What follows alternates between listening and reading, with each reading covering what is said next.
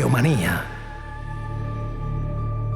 Los fabulosos yacimientos de Atapuerca han situado a Burgos bajo los focos de la ciencia mundial. De hecho, todos los veranos, desde hace más de 40 años, la ciudad se convierte en la capital de la paleontología humana. Atapuerca es un yacimiento muy especial, tan especial que ha logrado crear o modificar imaginario y simbología colectiva. Y me explico, si hace unos 20 años nos hubieran preguntado cuáles son los símbolos de Burgos, hubiéramos dicho que la catedral y el Cid. Si hacemos la pregunta hoy, probablemente responderíamos que la catedral, el Cid y Atapuerca, o Atapuerca, la catedral y el Cid. ¿Y cómo ha sido posible el prodigio de que un yacimiento arqueológico haya modificado todo un imaginario? Para responder a esta pregunta vamos a visitar Atapuerca. Vamos a conocer su historia, su método científico, sus principales descubrimientos y sobre todo a sus protagonistas. Atapuerca en la trinchera.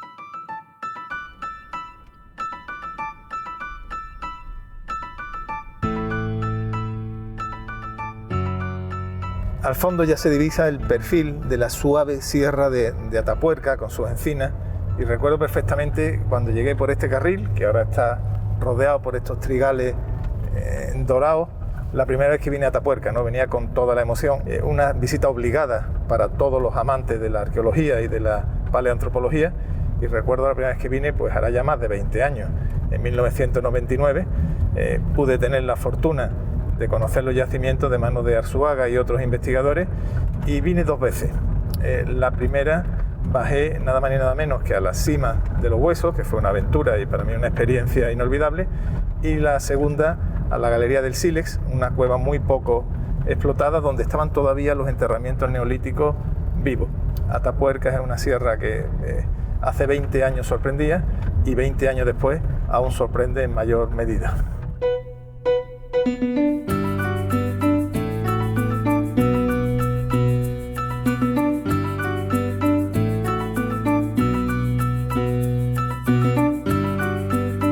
Llegar a Atapuerca supone para mí siempre la misma emoción que el primer día. Es que en Atapuerca todo es especial, hasta su propio nombre, Atapuerca. Recuerdo que cuando salí desde la primera vez, desde la cima de los Huesos, fue en la puerta de la Cueva Mayor cuando me vino la inspiración para mi primera novela, que aunaba las ciencias del pasado, la antropología, con la biotecnología, ciencias del futuro. Hoy queremos que ese yacimiento de Atapuerca sea el protagonista de nuestro programa. Su historia, sus valores, su grande descubrimiento y, cómo no, la historia de sus propios protagonistas, esos jóvenes veteranos que a pesar de los años siguen luchando y trabajando e investigando con la misma pasión e ilusión que el primer día. Y tengo la fortuna de que me reciba uno de ellos, Dr. Carbonell.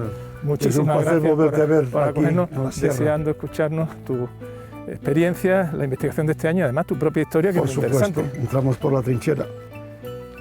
Un año más de campaña y este año es un año muy especial, ¿no? Muy singular esta campaña, ¿no? Con mascarillas, con la dificultad que tiene para trabajar, para todo, pero así es la historia de la humanidad.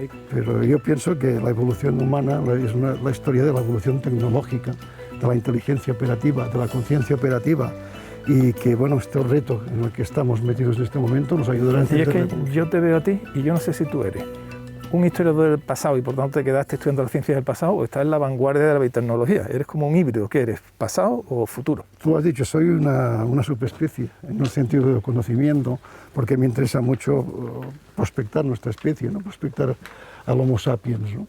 Y este tipo de cuestiones que están ocurriendo, como ahora esta conversación nuestra, en esta realidad como irreal, que las mascarillas, el COVID y tal, nos ha puesto delante del espejo a nuestra especie, y yacimientos como Atapuerca, en los cuales podemos seguir la historia de la evolución del género Homo, de sus diversas especies, nos tienen que ayudar a entender cómo tenemos que afrontar el futuro de nuestra especie. ¿Cuál fue el origen de esta trinchera, que además es el corazón del yacimiento? Se construyó en 1895, empezó su construcción, para pasar un tren que recogía mineral de Monterrubio de la Demanda, de la sierra, y lo bajaba hasta Burgos, y de Burgos se llevaba a Bilbao el mineral y después se exportaba. Tú fíjate, los ingenieros que hicieron este trazado, que además da una especie de curva rara, ellos no tenían ni idea de lo que estaban atravesando. Efectivamente, no tenían ni idea, atravesando, como sabemos ahora nosotros, unas calizas cretácicas de 60, 70 millones de años, y al romperlas encontraron las cavidades rellenas de los sedimentos donde se encuentran los restos fósiles. Esta trinchera ha sido proverbial desde mi punto de vista porque nos ha dejado al descubierto la dimensión de esta pastilla de sedimentos superpuestos que van desde, como en el caso de Elefante, que es el primer yacimiento de la trinchera, de casi 1,5 millones de años hasta 100.000 años. Toda la vida, la fauna, la vegetación, los homínidos y las herramientas están contenidos aquí por las diferentes etapas que hemos pasado en el Paleolítico.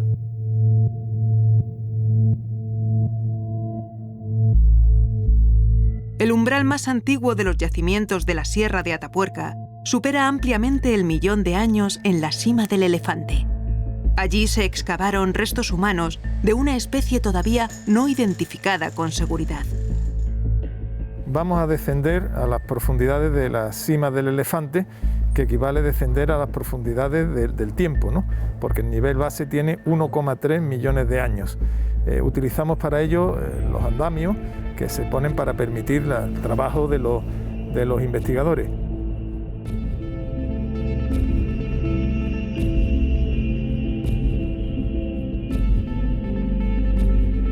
¿Cuándo te pusiste ese salacot que te caracteriza? Es una buena pregunta. El salacot me lo puse cuando hacía 20 años que excavaba. No aquí. Dije, cuando haga 20 años podré yo ser responsable de llevar este salacot. Por dos personas que yo he admirado.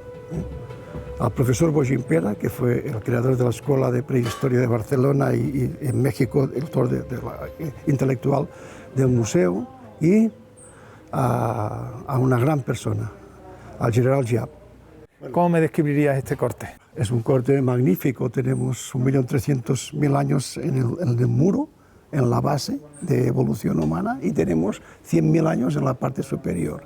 Neandertales arriba y posiblemente abajo tengamos un Homo erectus. Encontramos esta famosa sínfisis mandibular de una hembra y que probablemente sea erectus. Este yacimiento de Atapuerca es posible que en Europa tengamos todas las especies que se conocen.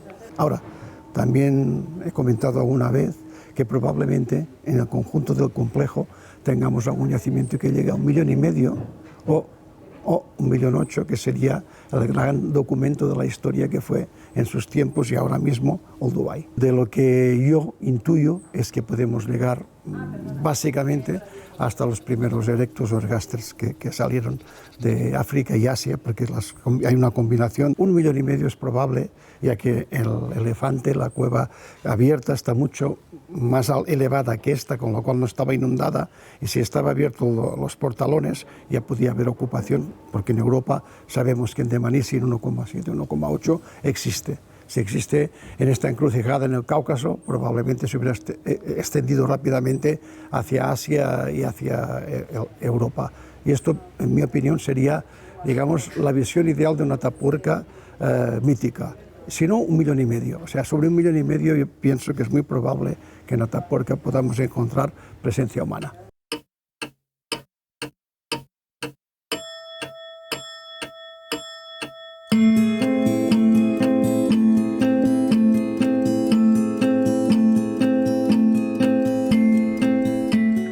En el nivel 9, donde vemos la letra H, ahí estábamos perfilando quiere decir que poníamos la sección recta, es un trabajito que entras unos centímetros, son unos centímetros, habíamos acabado de excavar, y entonces repasábamos esa sección y apareció un diente humano. ¿Tú supiste que era humano en cuanto lo viste? Yo supe que no era de ninguno de los animales que teníamos en el yacimiento, que era un diente diferente. Esa es la primera impresión que yo tuve. A partir de aquí, claro, la incredulidad y la emoción te hace quedar medio paralizado diciendo, y ahora fue la primera parte de la sorpresa, porque la siguiente llegó al día siguiente. Siguiente nos apareció la mandíbula, donde encajaba perfectamente ese diente. Y claro, nosotros sabíamos que estábamos en una cronología muy antigua, porque la datación ya la sabíamos, y eso fue muy emocionante, porque esa mañana, vaya, y toda esa campaña fue espectacular. Para encontrar hay que excavar, y para encontrar hay que ir, bueno, avanzando. Entonces eso es lo importante, sí, esa es la casualidad, o sea, 5 centímetros más adentro, un resto humano. Sí.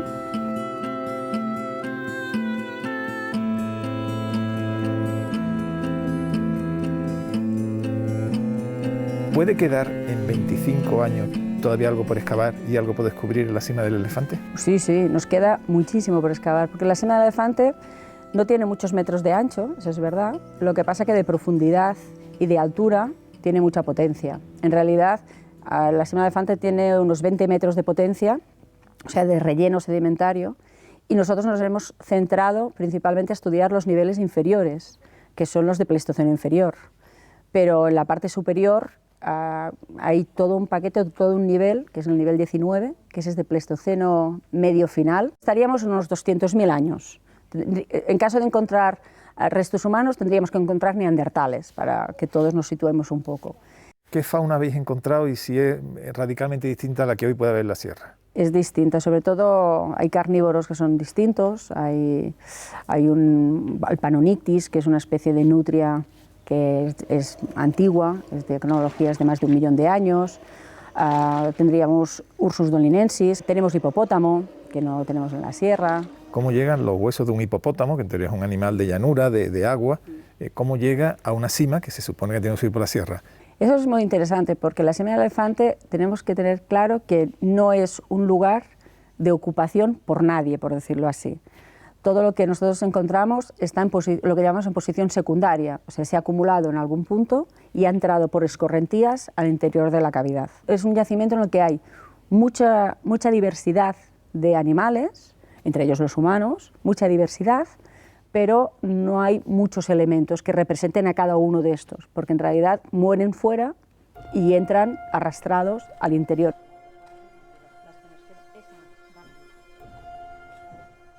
Atapuerca también es naturaleza. He hablado con uno de los guardas y me ha comentado que durante el confinamiento pudo observar muy cerca de la entrada del yacimiento al huidizo gato montés, a la garduña, que es muy difícil de ver, a jabalíes, a corzos y el vuelo soberbio del águila real. Y desde esta naturaleza de hoy nos preguntamos cómo sería la fauna y la vegetación de ese pasado remoto. Por eso queremos conocer los sucesivos paleopaisajes.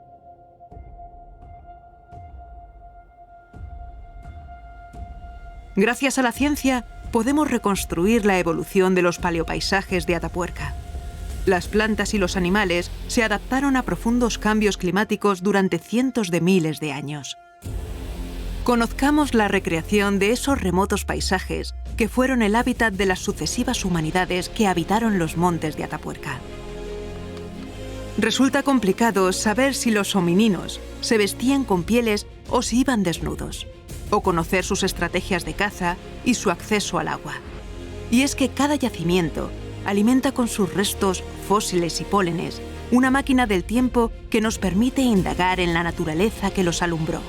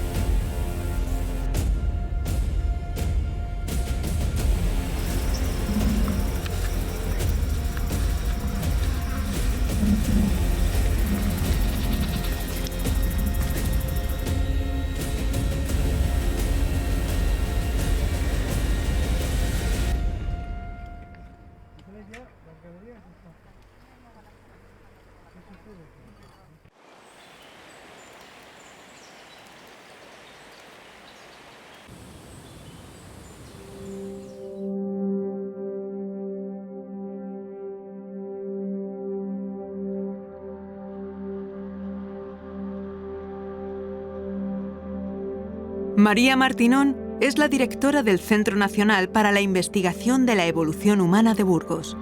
Se ha formado con los equipos de Atapuerca y es una de las figuras clave, tanto en el presente como en el futuro de los yacimientos. María, ¿qué tal? Qué alegría verte de nuevo. Bueno, muy bien aquí, en casa. Muchas ganas de que nos cuentes.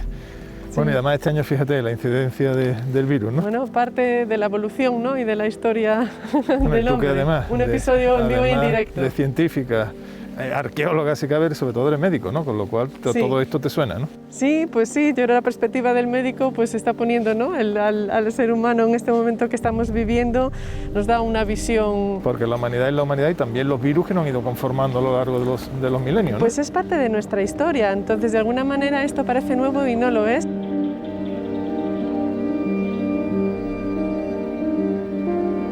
María, de alguna forma a tu generación le toca tomar el relevo a colosos, ¿no? Aguirre, después Bermúdez de Castro, Carbonell, Arzuaga, vaya responsabilidad, ¿no?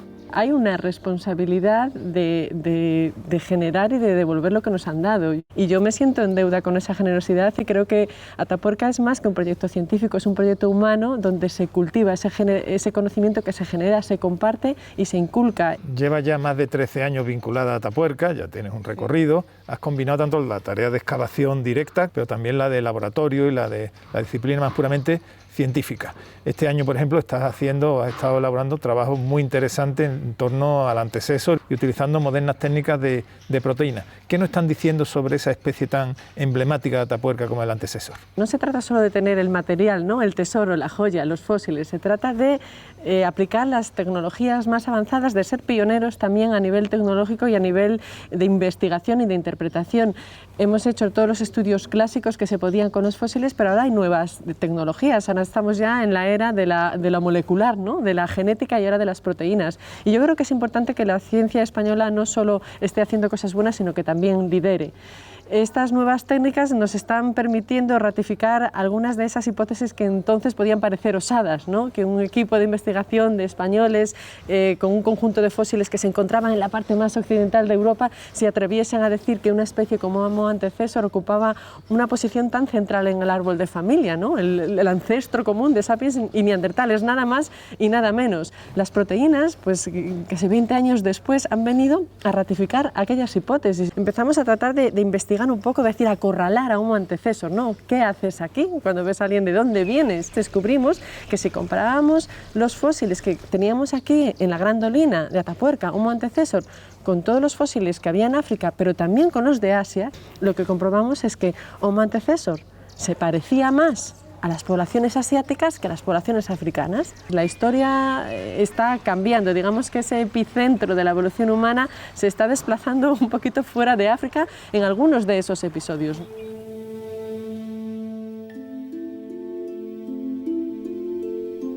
La clasificación en diferentes especies del registro fósil de Atapuerca no resulta fácil y, como todo en la ciencia, está pendiente de continua revisión. Así, el famoso Homo antecessor, el heidelbergensis y el neandertal ocupan la filogenia humana de los yacimientos, aunque la biología molecular ha descubierto invitados inesperados como los denisovanos.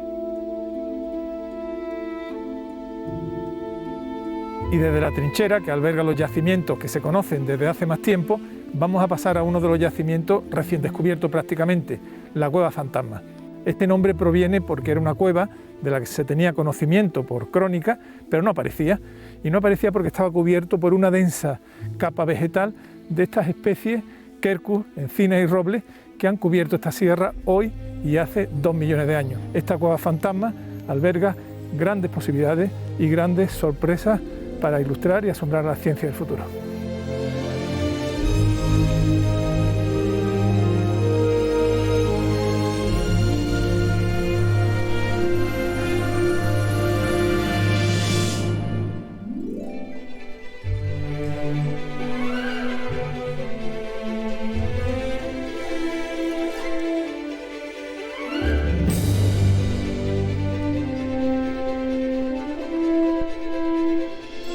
Después de mucho buscarla, apareció por fin la Cueva Fantasma.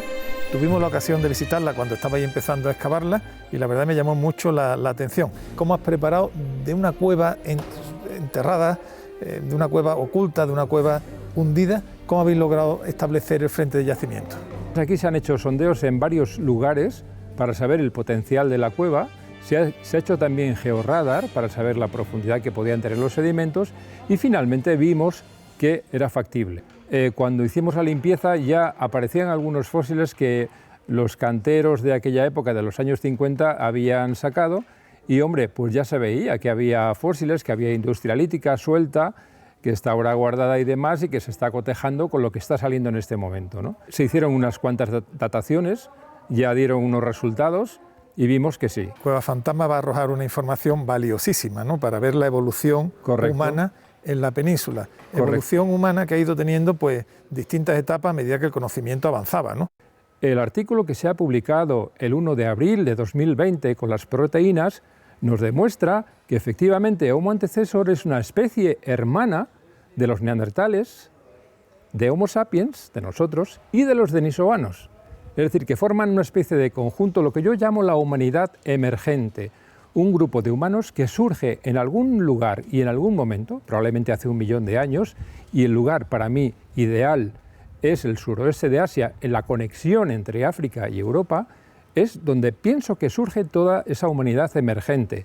No pensemos en la actualidad como lo que ha sucedido siempre. Ha habido momentos muy fríos en que las poblaciones han tenido que bajar hacia el sur, las que estaban ya en el hemisferio norte, y las que estaban en África también han podido pasar hacia el norte. Es decir, hay que pensar en algo mucho más dinámico.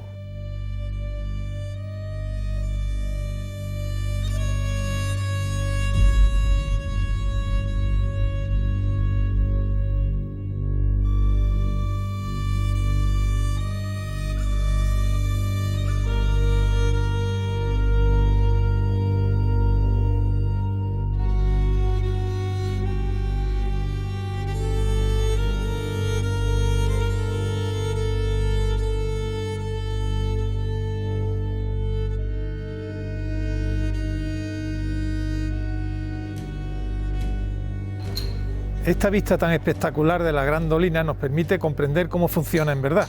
Es una cavidad que forma el agua y que se va sedimentando, y los restos humanos o restos de animales caen o son arrojados y quedan enterrados y conservados en el tiempo. Pero la pregunta que me hago es cuántas dolinas y cuántas cavidades más enterradas y sedimentadas no habrá en esta sierra, si cuando simplemente en un radio de 1 kilómetro hemos podido encontrar cuevas fantasmas, los yacimientos de la Trinchera, la de Galería de las Estatuas. Atapuerca es riquísimo, es un auténtico queso gruyère y sus yacimientos numerosos y riquísimos, por lo que vamos comprobando año a año.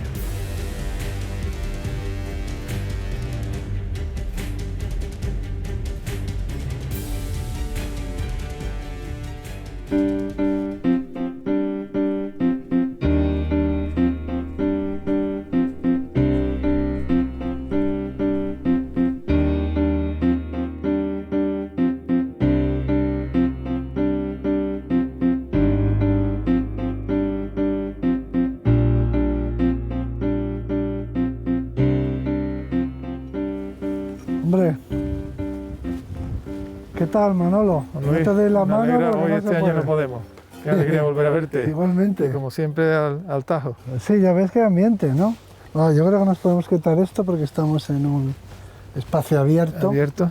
Bueno, ya Y está ahí estamos autorizados, planteando, ¿no? ¿no? ¿Y qué tal? ¿Cómo va la...? Estamos empezando, bueno, pues eso, lo que se dice que hace el día 1 cuando llegamos, esto era como aquello otro, claro, era una ladera nada más.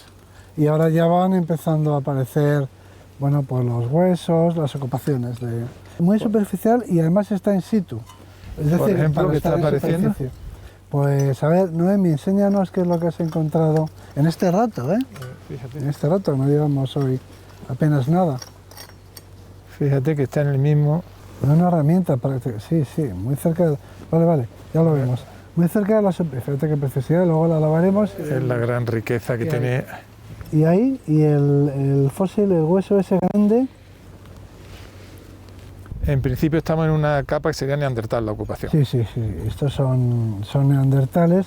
Y bueno, es lo típico, aquí lo que hay son herramientas de piedra hechas por los neandertales y restos de alimentación que en las ocupaciones humanas siempre son fragmentos muy pequeños.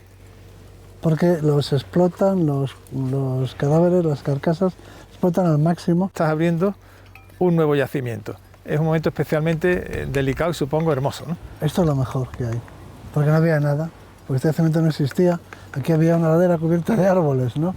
Entonces es como que verlo aparecer de la nada. Claro, Luego, quien esté viendo esta imagen no puede entenderlo, es difícil, pero realmente esto es una antigua cueva que se hundió. Sí, el día 1 esto era una ladera.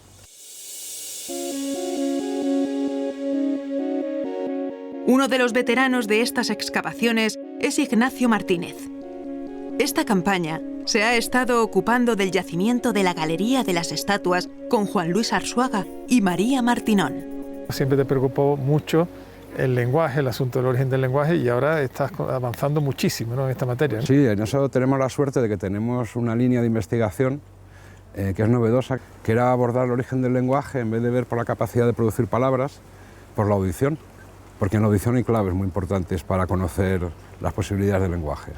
Y entonces hemos sido capaces de desarrollar una metodología que nos permite saber cómo oía un muerto de hace 400.000 años, ¿no? ¿Y cómo oía? Bueno, pues los de la cima de los huesos oyen casi como tú y como yo. La historia de los yacimientos no se entiende sin la historia de sus propios investigadores. Emiliano Aguirre fue el pionero y maestro de los actuales directores. Con él comenzó la saga que revolucionó el conocimiento paleoantropológico en España. Bueno, el yacimiento tiene la importancia de contener un número de fósiles humanos de gran antigüedad que en España era algo completamente insólito. Además, sobre todo, puede tener la importancia de una gran esperanza de encontrar una población numerosa de restos fósiles, algo que falta completamente en Europa. Mira, llego a Atapuerca cuando conozco al profesor Emiliano Aguirre en 1936 en un congreso de geología y de paleontología en Morella. Llevaban la mandíbula que había encontrado con Trino Torres en una caja de, si no recuerdo mal, de galletas. Y yo dije, yo quiero trabajar aquí. Me acuerdo con Emiliano, estábamos paseando por aquí, por esta trinchera, y dice, mira, esto se parece mucho a Chocotien, como llamaban antes Togodián, ¿no?, al gran yacimiento chino que fue clásico en el siglo XX. Y yo pensé, además lo he escrito muchas veces, yo dije, no salgo de aquí si no es con los pies por delante. Yo llego aquí de la mano de Eudald Carbonell. Estudiaste historia, ¿no? Estudié historia. Y me atraía, la verdad, historia contemporánea. Y cuando llegué a la universidad me encontré a Eudald Carbonell y la contemporánea se fue quedando por el camino, y de esa mano llegué hasta Atapuerca en el año 93. Hablando con Juan Luis Arzuaga un día enfrente de la Facultad de Ciencias Químicas y Físicas, dijimos, bueno, ya llevábamos un tiempo conectados con Emiliano Aguirre, pero nunca habíamos excavado. Éramos antropólogos de bata, ¿no? Esto estoy hablando del año 81, 82. Y entonces Juan Luis me dice, yo creo que deberíamos ir a excavar, no vaya a ser que en Atapuerca aparezcan fósiles humanos y nosotros no estemos allí. Es una frase que nunca voy a olvidar, ¿no? Justo acababa medicina y ya me encontraba con ese salto de ¿y ahora qué hago? Porque yo lo que quería hacer era esto, evolución humana, lo tuve siempre muy claro, no era el camino más corto, no me gustan los atajos, eso también es verdad, que me gusta perderme por los caminos, y me encontraba en ese salto de ¿y ahora qué? Y tuve la suerte pues que vino a Santiago a dar una conferencia a José María Bermúdez de Castro y lo asalté, y él pues me dijo lo que decimos muchas veces, a la gente para conocerla hay que verla en acción, dijo, vente a Atapuerca. Tuve la suerte de empezar en la Cima de los Huesos directamente. Fue el año que se abrió la Cima de los Huesos. Yo era un estudiante de último curso, de Emiliano Aguirre. Le pedí venir y dijo que sí, ¿no? Pero bueno, en la vida hay que tener suerte, ¿no?, para estar en el sitio adecuado, en el momento adecuado. Cuando apareció los primeros fósiles humanos que aparecieron en la Cima de los Huesos en el año 76, en una prospección que se hizo muy breve, en la que para buscar huesos de oso, y entre los osos aparecieron unos restos humanos que en un primer momento no se sabía siquiera si eran antiguos o de la edad del bronce, modernos, y esos fósiles se los llevaron al profesor Emiliano Aguirre, que era un profesor mío, y pues enseguida los vimos, los estudió, los publicó. Yo no había terminado todavía la carrera y entonces, bueno, pues seguí todo el proceso desde el primer momento. Luego ya me incorporé al proyecto de investigación.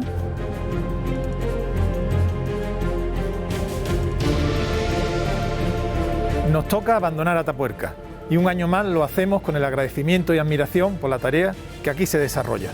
Atapuerca lleva décadas asombrándonos con su descubrimiento y nos vamos con la esperanza de regresar pronto.